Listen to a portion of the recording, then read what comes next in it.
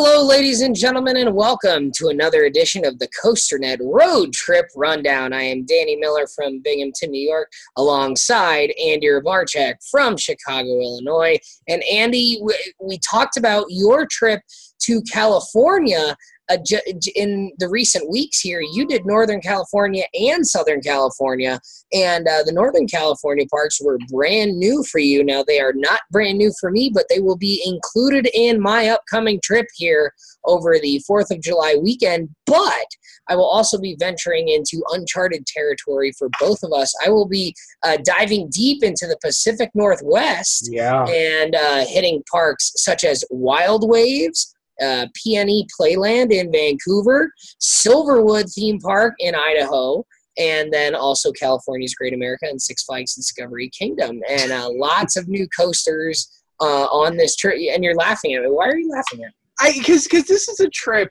that I considered going on. And I think at some point during the planning process, both you and me both realized that this is not the trip for me. No, this is not the trip for you at all. And my top 5 new anticipated coaster credits that I'm going to hit on this trip are going to quickly make it evident as to why this is not the trip for you. Now, I have to say that in terms of milestones, there's going to be a couple here. So the first coaster I ride on this trip is going to be number 650 for me, which will be kind of cool. And the ride that I'm hoping to make number 650 will be on this list here. So we'll talk about that. But ones that will not be making this list, 2 corkscrew coasters that I think are somewhat iconic. First of all, it's Silverwood, the very first corkscrew ride that originally was at Knott's Berry Farm and was relocated to Silverwood many years later, I think in the early 90s. So that'll be kind of cool to kind of check that one off the historical list anyway as a roller coaster enthusiast. But also at PNE Playland, their corkscrew ride, which you may or may not know, was the ride that was CG'd and was the ride used as the base coaster as the Devil's Flight, which is the roller coaster in Final Destination 3. There you go. So, kind of like how my trip was all about Zombieland to Wild Adventure. Yes, exactly. So it's kind of odd. An Arrow corkscrew and a Vagoma corkscrew are kind of the famous landmark ones here that we're talking about. But so like I said, I've been to California's Great America last and Six Flags Discovery Kingdom most recently in 2014, the year after Gold Striker opened, but before Joker opened at Discovery Kingdom. So you should expect to see that one somewhere on the list here. But let's go into the top 5 new coasters here. And when I originally made this list maybe about 2 months ago when we locked in this trip, I had Railblazer on here. Having ridden Wonder Woman now, I actually bumped Railblazer completely off the top 5 list here because I wasn't overly impressed. I mean, I thought Wonder Woman was good. Plus, you've been on it. It's a clone. It'd be like getting excited for like a Batman clone or something. Yeah, it's a fine ride, but if that's on your top 5, you've ridden it already. This is your top 5 new coasters, and that's not a new experience. Exactly. So moving into the number 5 spot then is Timberhawk Ride of Prey, the SNS wood coaster at Wild Waves, which is just south of Seattle there. Never heard of it. and this is a ride, if you watch a POV of this ride, it's not super big, it's not super fast, it's not even that long, but it does look like it's got some good turns. It's kind of in the woods. It's got a nice spiraling drop, sort of like Kentucky Rumbler did, where it kind of goes back into the structure. A drop similar to Boardwalk Bullet, actually, as well. It looks like it's got some good airtime hills, some good turns, a couple of good drops. It's within the structure itself. This is an SNS wood coaster, which, oddly enough, this is going to complete the set of SNS wooden coasters for me in the United States here. I've ridden the one at Timber Falls. Just recently, a couple weeks ago, actually rode the one at Clementon, the Hellcat. And then this one, and is there another? Strangely, both of them named Hellcat at some point. Yeah, at some point, right? And I know there's an S&S Woody over in Europe called, I think it's called Falcon. But yeah, that's at Farup Summerland in Denmark. But I'm looking here. Yeah, only 4 wood coasters. So Hellcat at Clementon, the Avalanche, Hellcat, whatever, Timber Falls, and then Timberhawk, Ride of Prey, which Timberhawk was built in 2003. The other 3 were all 2004. So this will complete the 3 S&S wood coasters by riding Timberhawk here. And mildly excited for this one because the few people that I know who have ridden it have had decent things to say about it.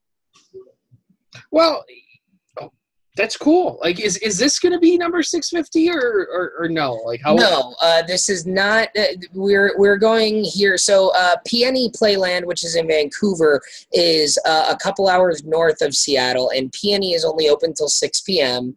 On weekdays, which we will be there on a weekday. Wild Waves is open till 8 p.m. So, and they both open at, I think Peony opens at 10 and Wild Waves opens at 10:30. Okay. So figure start in Vancouver and then work our way south and cross not at rush hour in the middle of the day, and then get down to Wild Waves for the evening hours. So hopefully we'll get some evening rides on Timberhawk if all pays off. Cool. At number 4 will be hopefully what the 650 milestone is planned to be, and that is the wooden roller coaster at Peony Playland, which is a ride that we talk about in the Thrilling 32 the last couple years, which has done quite well in the Thrilling 32. Has always puzzled you and I a little bit because we don't really know a whole lot about it. It's not super big, not super fast. Not super long either. It's sort of a compact. It almost looks like a tamer version of the Coney Island Cyclone, but we do know some folks who've ridden it and have had some high praise for it. And it's the thing that makes me excited about this ride is the fact that people say, yeah, it doesn't look like much, but when you ride it, it's actually got a lot of pop to it. It's got some zip to it. It's got some really good airtime. So I'm sort of hanging my hat on the folks that I know who've ridden this that say the videos and pictures look deceiving here. Well, one, it's kind of surprising that this is way down at number 4 for you. Because I know you're a big wood coaster guy and you're a big classic wood coaster I'm tempering guy. Expectations here for this one. Yeah, like this, I'm a little surprised in being that it might be a milestone, right? It might be 650. I kind of expected this to be a little higher in the list. That being all said, I think you're probably spot on putting it right here at 4 because I don't know. I don't get this coaster. I've said it multiple times. Mm-hmm. I don't get, like... And yeah, you can say, well, you haven't been on it. I just don't know. I think when you start looking at classic wood coasters, I really love Coney Island Cyclone. I really love Phoenix at Knoebels even more. Yeah. And I find it difficult to believe that anything is better than Phoenix at Knoebels for classic wood coaster. Like every other wood coaster I like is modern wood coaster. But I think Phoenix at Knoebels is kind of like the epitome of what a classic wood coaster should do. Mm-hmm. And I don't know. I think anything that tries to do that and comes short is just going to feel like a knockoff of Phoenix, regardless of when they came out or, whatever. I just, having ridden Phoenix first, I'm probably going to favor Phoenix. And I just don't know. I think the coaster at P&E is going to have to do a whole lot. It would have to do a whole lot to impress me. And I don't know, sometimes I wonder about the people that go up there, the Acers, that they get so hung up on preservation and years and how many, how old it is and forget that, and they start overranking it because of that. And I don't do that. Well, and I think I kind of put this one at number 4 because it's, you look at pictures and videos and it doesn't look like a whole lot. But, we have said that, you can only go so far off of pictures and videos on rides. So I'm hopeful that this one will be as good as people say it is. It doesn't need to be a top 10 ride for me to be happy with it though. I also say this that people raved about the Comet at Great Escape, and I got on that one and I'm like, what are people smoking out here? Because like the Comet at Great Escapes is a fine ride. It's a good roller coaster. Yeah, it's good. is very smooth, but when people start putting in their top 10, top 20, yeah, it's not quite there. No, and I wonder if this is going to be the same, because not a whole lot of people have been to Vancouver, and I feel like the people who have been there might be getting an unfair voice in the Thrilling 32. Possibly. If this were on the level of a Great Escape Comet, or maybe even a little better, I think I would actually be. I think I would be pleased with that. So that's. I think that's a. But that wouldn't make your top 20, would it? No, but I don't. I mean, like I said, I don't expect this to be a top 10 coaster. I don't even know if I expect it to be a top 20 coaster. And if it is, great. And if it's not, then hopefully it's at least it's a good milestone to have. Yeah. So no, I agree. It's something that you should ride, and it seems like a pretty cool ride at with some history behind it, that whether or not it's got that weird train that looks like a Millennium Flyer, but it's not. So with the self-oiling, the oil tank on the front there, so that's kind of interesting. So we'll see what this. Hopefully, we'll get to see what this ride has to offer. Coming in at number 3, and we crack into the park that I'm really excited for on this trip. Number 3 coming in here is Timber Terror at Silverwood, and this is the smaller of the 2 coasters they have here. This is the Out and Back that was originally named Grizzly for a very short time until Paramount slapped the lawsuit on them, around there, and then they changed the name to Timber Terror. But people say that this ride is well taken care of and is quite smooth, has some good airtime on the way out and the way back. It's a nice turnaround, a little helix at the end. This is the one that's right along the highway there when you come into the park.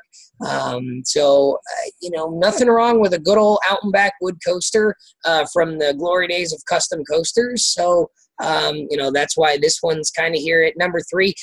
And the reason this is above the other 2 is just looking at the pictures and watching POVs, which I haven't done terribly recently.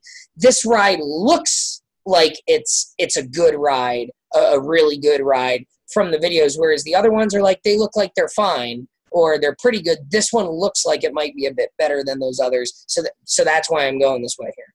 So 3 wood coasters already, and we can already see why Mr. Andy Rovarchek should probably not be on this trip. And I'll tell you what, we're going to go to a steel coaster here at number 2, but it's still one that probably doesn't have you excited because you just rode it, and you had reasonable things to say about it, but nothing spectacular. The Joker at Six Flags Discovery Kingdom at number 2 here. The comparison has been made that this ride is a lot like Wicked Cyclone. Adam the Beard Man will be alongside us here. He says that he compares it to Wicked Cyclone.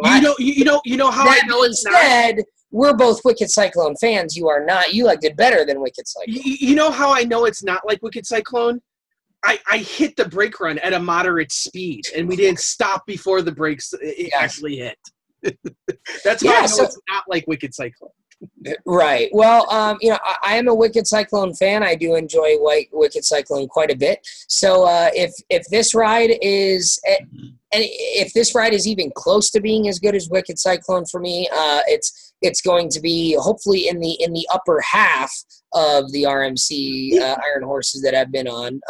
We'll see. You know how I kind of talk about Joker in terms of RMCs, and I've had some time to think on it now, is kind of how I would talk about like Fahrenheit in terms of intimates. That when you talk about intimates and you talk about Maverick's out of this world amazing. Like number 1 in a lot of people's books. Fahrenheit's just a coaster. Is it a fun coaster? Absolutely. Is it something that you look forward to riding? Yeah. And I feel like Joker's that same way, where it's kind of like an average to above average RMC. I personally think it's way better than Wicked Cyclone, but like you said, I don't like Wicked Cyclone, so at all. I don't. Yeah, like I mean, so if I were to look at my Iron Horse list, I go Steel Vengeance, obviously, and then Twisted Timbers and Wicked Cyclone are right there, and then just below them I have Iron Rattler, and then New Texas Giant as well. Then there's a little bit of a gap before we get to Twisted Colossus, and then Storm Chasers even farther down. So, I mean, I would I would hope that this one is I would hope that this one is good as the two in Texas for me. If it's not as good as Iron Rattler, then or New Texas Giant, then maybe this one comes in as a little bit of a disappointment, especially since the comparison has been made to Wicked Cyclone so much. Well, and that's the thing I really wonder. Twisted Cyclone notwithstanding, I haven't written it. Which I think is far superior to this. Okay. I'm really curious to see how you rank it, because there's a real possibility that you go ride Joker and you're like, nah, Wicked Cyclone's like way better, because I know how much you like Wicked Cyclone. Yeah. And I don't know if this one.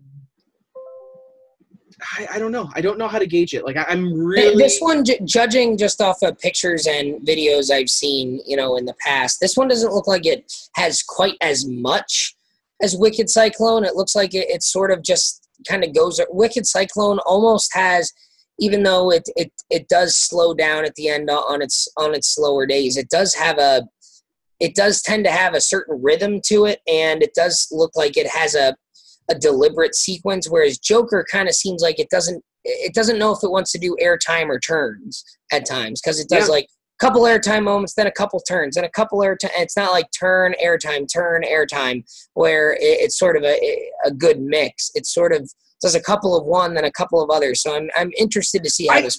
I fully believe that I'm going to receive a text message with you telling me I'm full of shit at some point. To say that. What about?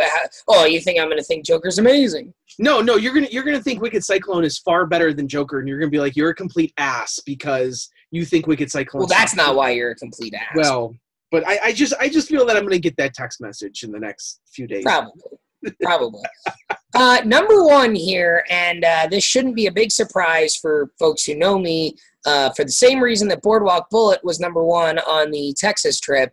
I'm going to put Tremors up here at number one from Silverwood.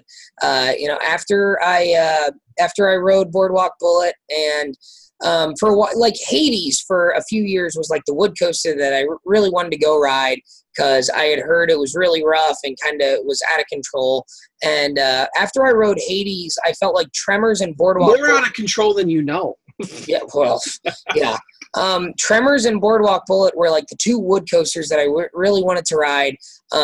Tremors is from the later days of custom coasters. Has a lot of I hear it's got a lot of good airtime, but also has a lot of laterals and a lot of good turns.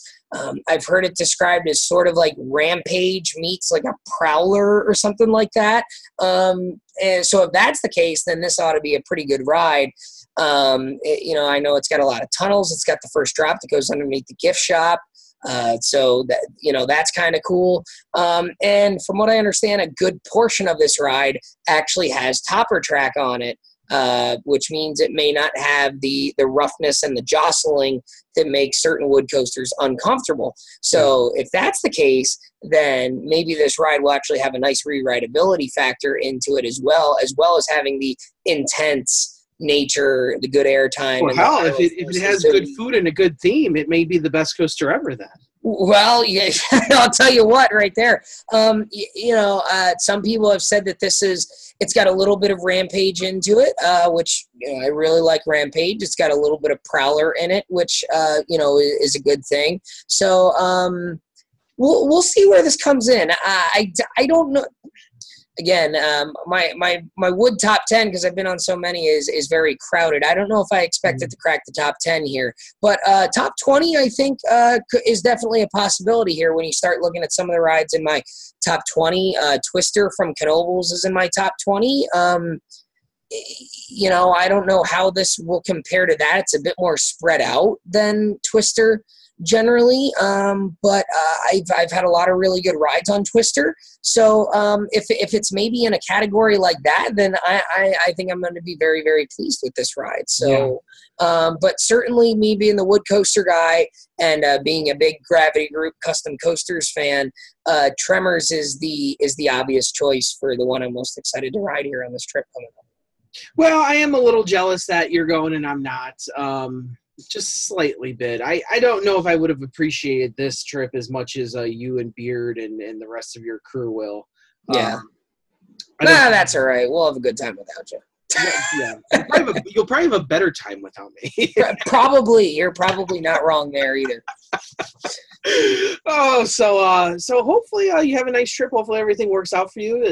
I'll tell you what, that part of the country is known for a lot of rain, but the weather, knock on wood. And you know what? If you have to skip California's Great America, just skip it. It's